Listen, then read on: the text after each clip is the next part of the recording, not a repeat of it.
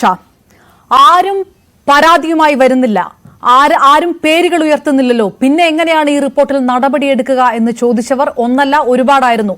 ഈ ചോദിച്ചവരുടെ തന്നെ തല ഉരുട്ടി വീഴ്ത്തിക്കൊണ്ട് പേരുകൾ പറയുന്നു, ആരോപണങ്ങൾ ഉയരുന്നു. ഇപ്പോഴത്തെ വലിയ 2 രാജിയിലേക്ക് ഇന്നത്തെ പകൽ നീണ്ടിരിക്കുന്നു. ഇപ്പോഴും ആരോപണങ്ങൾ തുടർന്നുകൊണ്ടേയിരിക്കുകയാണ്.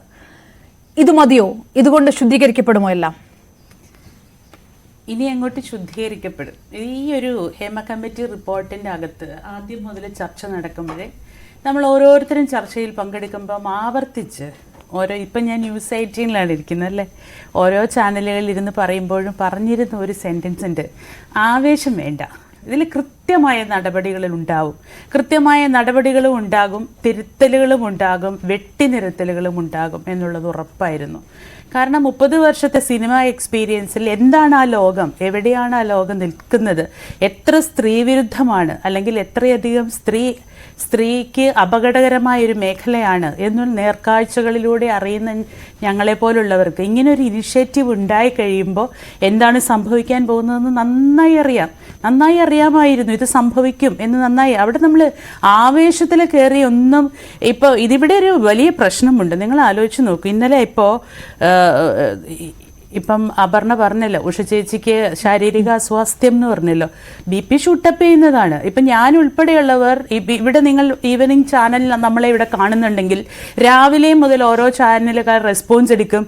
അതല്ലാതെ നമ്മൾ ഈ വാർത്ത കണ്ടുകൊണ്ടിരിക്കുന്നു, പ്രതികരണങ്ങൾ കണ്ടുകൊണ്ടിരിക്കുന്നു, സോഷ്യൽ മീഡിയയിൽ വരുന്ന കമൻസുകൾ കണ്ടുകൊണ്ടിരിക്കുന്നു. ഇപ്പോൾ സോണിയ മൽഹാറിൻ്റെ ഇന്നലത്തെ പ്രസൻറ്റേഷൻ എന്ന് പറഞ്ഞാൽ അവരവരുടെ അനുഭവം പറഞ്ഞ് കരഞ്ഞുകൊണ്ട് കണ്ണുനീര് തുടച്ചുകൊണ്ട് ഇങ്ങനെ 2 കൈ കൊണ്ടും കണ്ണുനീര് തുടച്ചുകൊണ്ടിരിക്കുമ്പോൾ നമ്മളുടെയൊക്കെ വീട്ടിലിരിക്കുന്ന ആണുങ്ങളുടെ വരെ കണ്ണ് നിറഞ്ഞ് കരയുന്നുണ്ട്. ഇപ്പോഴും വാടക വീട്ടിൽ കഴിയുന്നു. വീട്ടിൽ മകനും അമ്മയും ചോദിക്കുന്നു, നീ എന്ത് സിനിമാ നടിയാന്ന് ചോദിക്കുന്നു. ഇത്രയും വർഷത്തെ എക്സ്പീരിയൻസ്.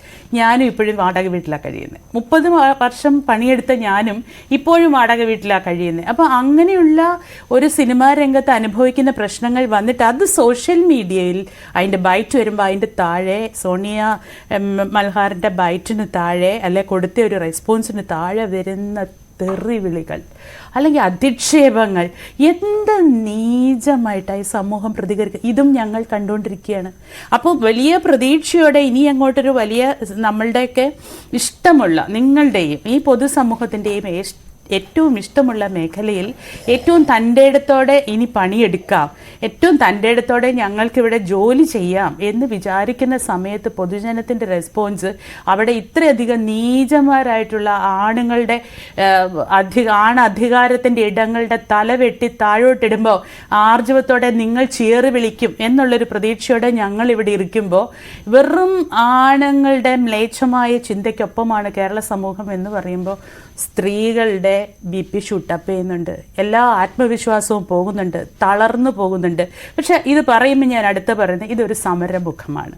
ഞങ്ങൾക്ക് സമരം ചെയ്യുന്നിടത്ത് ഞങ്ങളുടെ സമരവും ഞങ്ങളുടെ മുദ്രാവാക്യങ്ങളും ഞങ്ങളുടെ ആവശ്യങ്ങളും കേൾക്കാൻ ധീരമായ ഒരു സ്പേസ് ഇവിടെയുണ്ട്. പൊതുസമൂഹം ഉൾപ്പെടെ, ഇച്ഛാശക്തിയുള്ള ഗവൺമെൻറ് ഉൾപ്പെടെ, നിയമം ഉൾപ്പെടെ ഞങ്ങൾക്ക് വേണ്ടി ഉണ്ട് എന്ന് പറയുമ്പോൾ ഇത് ശുദ്ധീകരിച്ച് തന്നെ പോകും. പിന്നെ അപർണ പറഞ്ഞ മറ്റൊരു മേഖല അല്ലേ, മാധ്യമരംഗം. ഇതേ അനുഭവങ്ങളുള്ള പെൺകുട്ടികൾ തന്നെയാണ്. ഞാനും മാധ്യമവുമായി ബന്ധപ്പെട്ടൊക്കെ പ്രവർത്തിക്കുന്നുണ്ട്. നമുക്കറിയാം ഇതേ ആണധികാരത്തിൻ്റെയും പണാധികാരത്തിൻ്റെയും ചൂഷണങ്ങൾ സ്ത്രീകളുടെ നേരെ നന്നായുള്ളൊരു രംഗമാണിതും.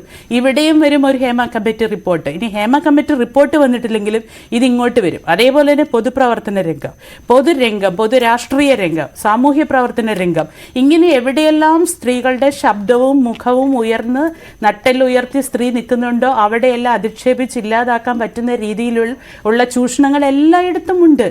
അത് ഇപ്പം ഞാൻ ആദ്യം പറഞ്ഞ പൊതുസമൂഹത്തിൻ്റെ ഒരു പരിച്ഛേദം എന്നുള്ള നിലയിൽ എല്ലായിടത്തും ഇത്തരത്തിലുള്ള ചൂഷണങ്ങളുണ്ട്.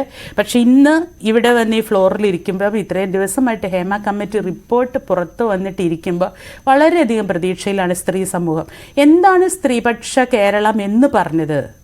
ആ സ്ത്രീപക്ഷ കേരളം ഇവിടെ ഉണ്ടാവും. നവകേരള ശില്പികൾ നവകേരളം നിർമ്മിക്കാൻ പോകുന്നു എന്ന് പറയുമ്പോൾ അടുത്ത 25 വർഷത്തിനുള്ളിൽ ലോകത്തിലെ ഏറ്റവും നല്ലൊരിടമായി, വികസിത ഇടമായി, ഒരു വൈജ്ഞാനിക വികസിത ഇടമായി കേരളം മാറുമെന്ന് പറയുമ്പോൾ ആ വൈജ്ഞാനിക വികസിത ഇടത്തിൻ്റെ എല്ലാ വികസിത ഇടങ്ങളും തോളോട് തോൾ ചേർന്ന് നിൽക്കാൻ പറ്റുന്ന ഒരു സ്ത്രീ സമൂഹം കേരളത്തിലുണ്ടാകും എന്നുള്ളൊരു പ്രതീക്ഷയുടെ നല്ല നെയ്ത്തിരിവട്ടം ഞങ്ങളുടെ ഓരോരുത്തരുടെയും മനസ്സിൽ ഇപ്പം ഉണ്ട്. അതിന് ഏറ്റവും നന്ദിപൂർവ്വം ഈ സർക്കാരിനെ സ്മരിച്ചുകൊണ്ട് തന്നെയാണ് ഞാൻ ഈ ഒരു ചർച്ചയിലേക്ക് കടക്കുന്നത്. എന്നും എത്ര ധീരമായ നിലപാടാണ് മറ്റേ അക്കാദമി ചെയർമാൻ്റെ രാജി, ശ്രീ രഞ്ജിത്തിൻ്റെ രാജി ആവശ്യപ്പെട്ടത് മുഖ്യമന്ത്രി എത്ര ആർജവത്തോടെയാണ്. അങ്ങനെ ഒരു ആവശ്യം മുന്നോട്ട് വെക്കുന്നതിന് മുമ്പ് തന്നെ ഈ കേരളത്തിൻ്റെയും സാംസ്കാരിക കേരളത്തിൻ്റെയും ഈ ഒരു സർക്കാരിൻ്റെയും നിലപാടിൻ്റെ കാർക്കശ്യം മനസ്സിലാക്കി തലേ ദിവസം ഒന്ന് മുഖം ചുളിച്ച് വെച്ചെങ്കിലും പിറ്റേ ദിവസം രാവിലെ രാജി കൊടുക്കാൻ ശ്രീ രഞ്ജിത്ത് തയ്യാറായി. അതേപോലെ ഇന്നലെ രാത്രി എനിക്കൊരു ചെറിയ വിയോജിപ്പുണ്ട്. അത് ഞാൻ തിരികെ എത്താം. ശ്രീമതി ഗായത്രി വർഷ, ടി പി മിനി